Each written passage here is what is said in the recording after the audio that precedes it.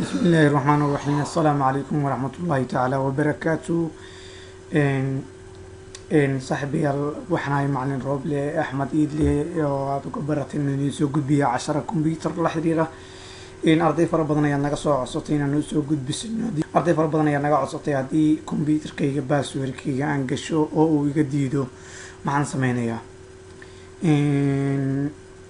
way jirtaa in computerka la sameeyo laakiin waxaan doonaynaa inaan anagu computerkeena aan ma garanaysa data aysan naga lumin waa inaan computerka daminaa oo aan baktiya anigoo farta ku nabaya oo ku riixaya buttonka laga damiyo computerka. waad aragtay wuxuu soo qabtay laba doorasho oo launch setup repair recommended iyo start windows. waxaan ka dooranayaa launch setup repair si uu markaasi igu aado qaybta launchiga oo computerka wax ka qabashada. okay sidan ayuu ii watay ii qaatay waxa laga yaabaa waqti aad u fara badan inuu qaato. system restore cancel ayaan dhahayaa. wuxuu leeyahay restore miyaan kugu celiyaa oo computerkaaga marxalad hore miyaan ku celiyaa mise marka cancel ayaan iska leeyahay. tan waxay qaadan kartaa waqti aad u fara badan marka waxaan doonayaa videoga inaan jaro kadibna aan gadaal idinka iyo si aad ila socotaan. okay wuu wareegayaa waqti buu qaadanayaa dulqaad baa loogaga baahan yahay. okay tan ayay soo baxday. waxaan doonayaa inaan ka dhigo set up repair cannot repair this computer automatically. waxaan ka dooranayaa qaybta hoose ay ku qoran tahay view advanced setup ayaan ka dooranayaa. view problem detail ayaa meesha ku qoran ayada ayaan farta gelinayaa. kadib scrollkayga ayaan hoos u wadayaa si markaas uu yahay meeshan u baanahay. kadibna waxaan riixayaa linkii hoose si markaas aan uga helo open aan uga helo. waxaan u doonayaa meel aan kasoo furto local diskigii si fiican la soco. waxaan ku riixayaa hadda buttonkayga ku riixayaa Windows System 32.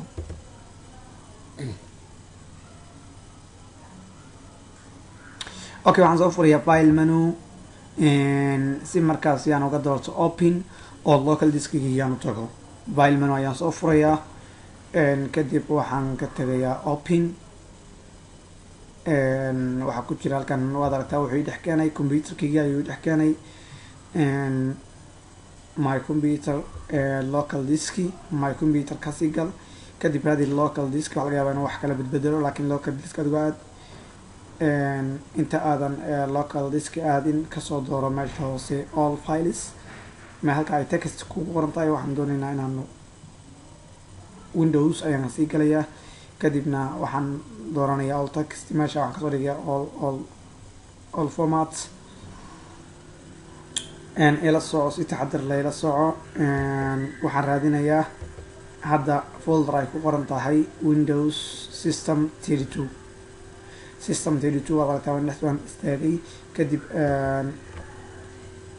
system 32 ayaan hadda gudaha uga jiraa.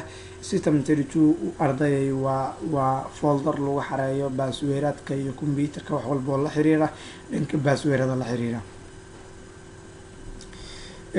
okay hadda waxaan u baahnaa inaan raadiyo file ay ku qoran tahay sethc. waa sethc ayaan u baahnaa inaan raadiyo sethc ila raadi sethc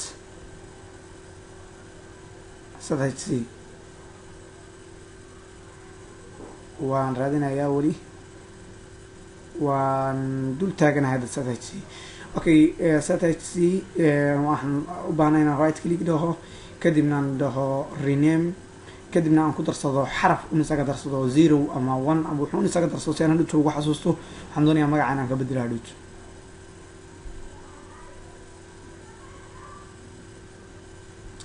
okay waxaan raadinayaa iminka haddana cmd ayaan raadinayaa.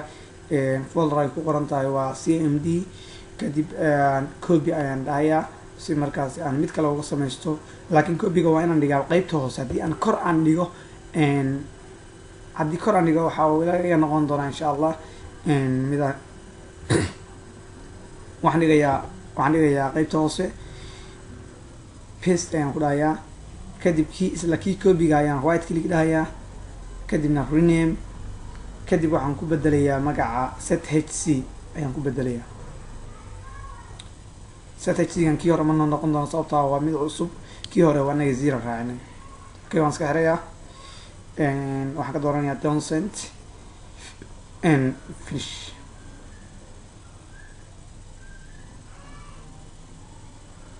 computerkii dib ayuu isu soo daarayaa laakiin wax isbedela hadda ma dhicin. waxaan galaynaa qeybta labaad si aan magaranaysa hawsheena u qabsano.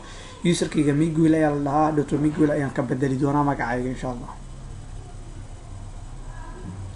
okay waxaan 5 jeer riixayaa shift, kadib waxaa iisoo baxayaa calaamadan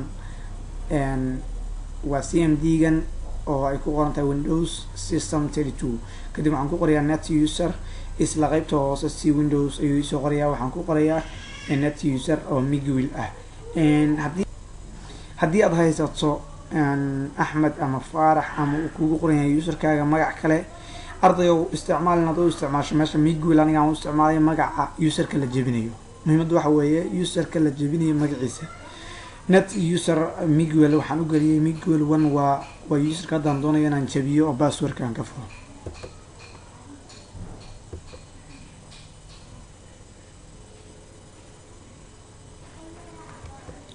star ayaan raacinayaa net user Miguel star. kadib wuxuu leeyahay type a password for the user, type a password for the user uu isticmaalayu leeyahay. waxaan doonayaa inaan meel banaan ka dhigo balaankii ah, kadibna confirm ayuu leeyahay. meel banaan ayaan sidoo kale iyadana ka dhigayaa. wuxuu leeyahay command completed successfully, computerka waa la furay. kadib meel banaan ayaan ku furanana. okay aanayna welcome, computerka noo soo baxay.